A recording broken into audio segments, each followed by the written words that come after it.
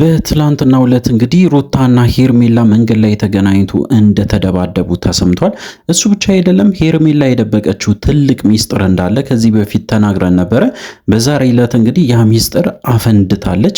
ምንድነው የደበቀችው እስከ ዛሬ? በደንብ አድርጌ በዚህ ቪዲዮ እነግራችኋለሁ። ስለዚህ እንግዲህ ከወዲሁ ሰብስክራይብ ማድረግ እንዳይረሳ። አዲስ ካልሆናችሁ እንደተለመደው ቪዲዮአችን ላይክ አድርጉ፣ ሀሳብ አስተያየታችሁን ኮሜንት ስር አስቀምጡልን። ወደ ጉዳያችን ከሰሞኑ እንግዲህ እጅግ በጣም በሚገርም ሁኔታ ግራ የሚያጋቡ ነገሮች ሲፈጠሩ ነበረ። በተለይ እንግዲህ እንደምታስታውሱት ከሆነ ሩታ ያው ወደ አብርሃም ቤት ሄዳ ወይም ደግሞ የአብርሃም የያዘው አልጋ ድረስ ሄዳ በጣም ብዙ ነገሮችን ስትናገር ነበረ። መናገር ብቻ አይደለም፣ አብርሃምን እንደምትወደው እንደምታፈቅረው፣ ከሱ ጋር መኖር እንደምትፈልግ በግልጽ ስትነግረው ነበር አለ አብርሃም። እንግዲህ እሱ ብቻ አይደለም፣ በጣም የሚገርማችሁ ነገር ክሱንም ጭምር ትቻለው፣ ሁሉንም ነገር ረስቻለሁ፣ ካሁን በኋላ ካንተ ጋራ መኖር እፈልጋለሁ ብላ እንግዲህ ቃል በቃል ስትናገር ነበረ። አብርሃም እንግዲህ በጣም ደንግጧል። ምክንያቱ ደግሞ በጭራሽ አላሰበም ነበረ። ያው ሩታ በዚህ ደረጃ ተቀይራ ትመጣለች ብሎ በፍጹም አላሰበም ነበረ። እንግዲህ ምንም ይቅር ሳይባባሉ ቀጥታ ወደዚህ መምጣታቸውም መቀበልም ብዙም ከብዶታል ማለት ነው። እሱ ብቻ አይደለም እንግዲህ በስተመጨረሻ እነሱ ሲነጋገሩ በመሃል ዘላ የገባችው ሩታ ሄርሜላ እንግዲህ በጣም በሚገርም ሁኔታ ነገሮችን ስታወሳስብ ነበረ። ከሩታ ጋራ በጣም እልህ ውስጥ ገብቶ ነበሩ። እልህ ውስጥ ብቻ አይደለም፣ በስተመጨረሻ በተለይ እንግዲህ አብርሃም ሁለታችሁንም አልፈልግም ውጡልኝ ብሎ እንግዲህ ሲያባራቸው በስተመጨረሻ መንገድ ላይ ተገናኝቶ እንደተደባደቡ ተሰምቷል። መደባደብ ብቻ አይደለም፣ እጅግ በጣም ነውር የሆነ ነገሮችም ሲነጋገሩ ነበረ። እሱ ብቻ አይደለም፣ በጣም የሚገርማችሁ በዛው አጋጣሚ ደግሞ ሚስጥር አውጥታ ነበረ። ምክንያቱም እንግዲህ በተለይ ሄርሜላ ራሷን ለመከላከልና በተለይ ሩታ ደግሞ ተስፋ እንድትቆርጥ እንግዲህ በተለይ አብርሃም ላይ ካሁን በኋላ ምንም አይነት ተስፋ እንዳይኖራት ብላ ያንን የደበቀችው ሚስጥር በስተመጨረሻ ለሩታ ተናግራለች ማለት ነው። ለሩታ መናገሯ እንግዲህ ለሷ ትልቅ አድቫንቴጅ ነው። ምክንያቱ ደግሞ ሩታ ይሄንን ነገር ስትሰማ አብርሃምን ልተው ትችላለች ማለት ነው። የተናገረችው ነገርም እንግዲህ ቃል በቃል ከአብርሃም አርግዣለሁ፣ አስረግዞኛል ብላ እንግዲህ በግልጽ እንደተናገረች ተሰምተዋል ማለት ነው። እንግዲህ ይሄ ነገር አዲስ አይደለም። በጣም ብዙ ሰዎችም ሲያነሱ ነበረ። በተለይ ሄርሜላ ጋር አብሮ የሚሰሩትና አቤልም እነ ብሩክም በጣም በተደጋጋሚ ሄርሜላ እርጉዝ እንደሆነች በተደጋጋሚ ሲነሳ የነበረ ጉዳይ ነው። ግን ምንድነው እስከዛሬ ድረስ እርግጠኛ አልሆኑም ነበረ፣ ሁሉም ሰው ማለት ይቻላል። በተለይ ሩታ በጭራሽ ይህንን ነገር እርግጠኛ አልሆነችም ነበረ። በዛን ሰዓት ነው እንግዲህ ሩታ በጣም ደንግጣ የምትናገረው ነገር ሁላ ጠፍቷት በስተመጨረሻ እሷንም ትታ እንደሄደች ሰምቻለሁ። እሱ ብቻ አይደለም፣ በዛን ሰዓት ሲደባደቡ ጥሩ ነገር የተፈጠረ አይመስለኝም። ከዛ በኋላ በተለይ ወደ ማታ ላይ ወደ ሆስፒታል እንዳቀናችም ተሰምቷል። በተለይ እንግዲህ ሄርሜላ ለምን ጉዳይ እንደሆነ አይታወቅም። በየጊዜው ግን በየቀኑ ማለት ይቻላል ወደ ሆስፒታል እንደምትመላለስ ከዚህ በፊትም ተናግሬ ነበረ። በተደጋጋሚ እንግዲህ ሰዎች ሲያዩ ሄርሜላን ለምንድነው ወደ ሆስፒታል የምትመላለሰው? የምትመላለስበት ምክንያትስ ምንድነው? እስከዛሬ ድረስ ያልታወቀው እሷ መናገር የማትፈልገው ነገር ምንድነው ተብሎ እንግዲህ በስፋት ሲወራ ነበረ። እሱ ብቻ አይደለም እንግዲህ ነገሮች እንዲካረሩ ተደርጓል። ምክንያቱ ደግሞ አንዳንድ ኦዲየንሶች በተለይ ይሄ ነገር ድራማ ይመስላል፣ አሁን ላይ በጣም ድራማ እያስመሰላችሁ የምትናገሩትን ቃላቶች በተለይ እጅግ በጣም የሚከብድና በጭራሽ እንግዲህ ማህበረሰቡ ሊቀበልና ሊያምን የማይችል ነገሮችን ስታደርጉ ስለነበረ ይሄ ነገር ድራማ ሊሆን ይችላል ብሎ በጣም ብዙ ሰው ሐሳብ አስተያየቱን ሲሰጥ ነበረ። እሱ ብቻ አይደለም እንግዲህ እነጋሽዬ መጥፋታቸው፣ ቤተሰብ ከዚህ ውስጥ መጥፋታቸው፣ እነሱም የራሳቸውን ቪዲዮ በተደጋጋሚ በተለይ የምታውቁ ሲሆን ከሆነ በተለይ እነ ዳኒ ሮያልና ጽጌ ሮያል የነሱን አይነት ኮንቴንት ተመሳሳይ ሁሌ መበሻሸቅ፣ ሁሌ የሆነ ነገር መፍጠር ምናምን አይነት ቪዲዮችን መስራት ጀምረዋል ማለት ነው እነ አብርሃም። ይሄ ነገር እስከ መቼ ድረስ ይቀጥላል? ይሄ ነገር እውነት ነው ወይስ ውሸት ነው?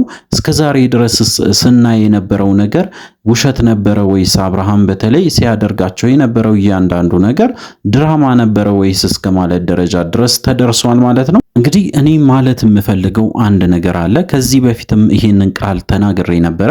በተለይ እንግዲህ ድራማ ነው ብላችሁ የምታስቡ ሰዎች አላችሁና ድራማ ከሆነ ልክ እንደ ድራማ መመልከት አለባችሁ። ከልባችሁ ይሄንን ቪዲዮ የምትመለከቱ በተለይ የነ አብርሃምና የነ ሩታን ጉዳይ ከልባችሁ ስሜት ውስጥ ገብታችሁ የምትመለከቱ ሰዎች ካላችሁ እባካችሁን እንደዛ አታድርጉ። ምክንያቱም ይሄ ነገር ድራማ ከሆነ በስተመጨረሻ ላይ የምትጎዱት እናንተ ናችሁ።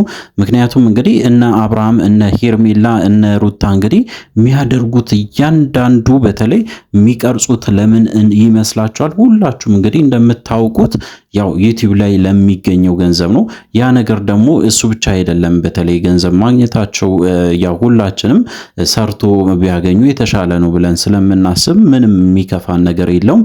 ግን ምንድነው ኦዲየንሱን ያማከለ አይነት ቪዲዮዎችን እየለቀቁ አይደለም። በተለይ በየቀኑ የሚለቀቀው ቪዲዮ እጅግ በጣም እንግዲህ እየወረደ መጥቷል። በተለይ በአብርሃም በኩልም በጣም ማለት ይቻላል እየወረደ መጥቷል።